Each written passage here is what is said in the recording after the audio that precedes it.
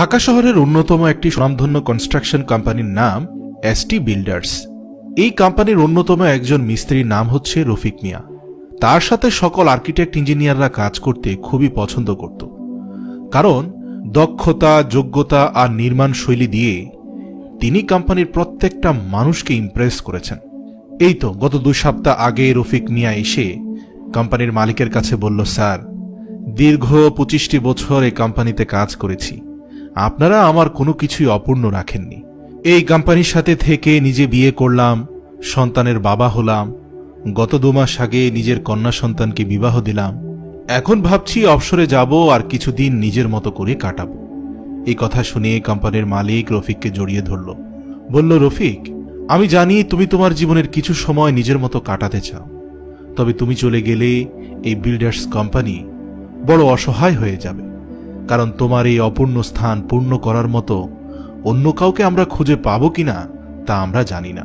তুমি এ বাংলাদেশের সর্বশ্রেষ্ঠ রাজমিস্ত্রিদের একজন। তবে যাওয়ার পূর্বে তোমার কাছে আমার একটা অনুরোধ। আমাদের কোম্পানির অনেক পুরাতন একজন ক্লায়েন্ট, বলতে পারো এই কোম্পানির সবচেয়ে গুরুত্বপূর্ণ ক্লায়েন্ট, তিনি একটা বাড়ি বানাবে, আর তিনি চান বাড়িটা যেন তুমিই বানাও। তাই আমি তোমাকে অনুরোধ করব, এই বাড়িটা বানানো শেষ করেই তুমিই অবসরে যেও। রফিক তখন ভেবে দেখল যে এই কোম্পানির কারণেই সে এত বছর ধরে পরিবার নিয়ে সচ্ছলভাবে বাঁচতে পেরেছে। এই কোম্পানি সব সময় তার বিপদে আপদে পাশে ছিল। এখন তাদের শেষ অনুরোধটা না রাখলে তা চরম অকৃতজ্ঞতা হয়ে যাবে। তাই রফিক কোম্পানির মালিকের প্রস্তাবে এক কথাতেই রাজি হয়ে যায়। তবে জীবনভর অন্য বাড়িগুলো তৈরিতে রফিক যতটা পরিশ্রম করেছে, জীবনের শেষ বাড়িটি তৈরিতে তার অর্ধেকটাও সে করতে পারেনি। রফিক নিজেও বুঝতে পারছিল তার গোটা কর্মজীবনে এমন বাজে বাড়ি বানায়নি সে। খুব অধৈর্য হয়েই সে বাড়ির কাজটি শেষ করল, কারণ তার মন ছুটে গিয়েছে অবসরে যাওয়ার জন্য। সে গ্রামে যাবে, সেখানে প্রকৃতির সাথে বাকি জীবন কাটাবে, এই স্বপ্নগুলো তার চারপাশে ঘুরপাক খাচ্ছিল। তো যাই হোক, বাড়িটি দেখে মনেই হচ্ছিল না এটা রফিক মিস্ত্রির কাজ, কারণ কাজটা তিনি মনোযোগ দিয়ে করেননি। তবে এই বাড়িটির কাজ নিয়ে রফিক এক মুহূর্তের জন্য চিন্তিত ছিল না। তার মাথায় সারাক্ষণ শুধু অবসরের চিন্তাই ঘুরছিল।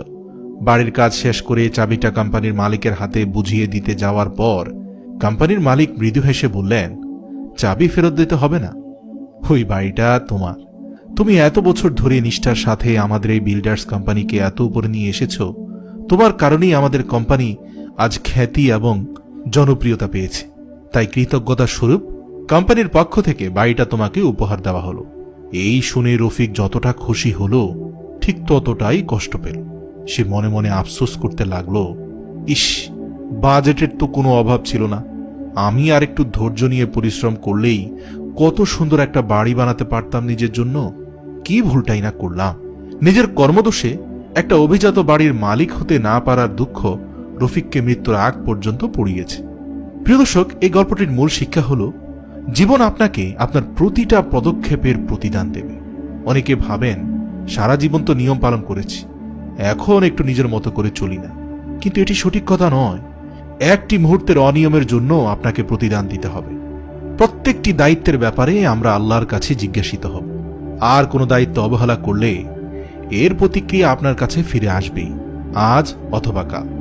আপনি কিভাবে আজকের দিনটা ব্যয় করলেন সেটাই নির্ধারণ করবে আপনার আগামীকাল কেমন হবে। আজ যদি আপনি নিষ্ঠার সাথে পরিশ্রম করেন, কাল অবশ্যই এই পরিশ্রমের ফল দৃশ্যমান হবে। তাই জীবনের প্রতিটা দিনকেই নতুন একটা চ্যালেঞ্জ হিসাবে নিয়ে সুন্দর আগামীর জন্য কাজ করে যান। মনে রাখবেন, একটা ভুল পদক্ষেপই হতে পারে আজীবন অনুশোচনার কারণ। আর কোনো দায়িত্ব যথাযথভাবে পালন করতে না পারলে সেই দায়িত্ব কখনোই হাতে নেবেন না। আর যদি দায়িত্ব হাতে নিয়েই নেন, তবে সেটাকে যথাযথভাবে পালন করে তা সমাপ্ত করার চেষ্টা করুন। মনে রাখবেন, আমরা শুধু গল্প শোনাচ্ছি না, আলোর পথ দেখাচ্ছি। আলোর পথের একটি ভিডিও শেয়ার করার মানে হচ্ছে আপনিও আলোর পথ দেখাচ্ছেন।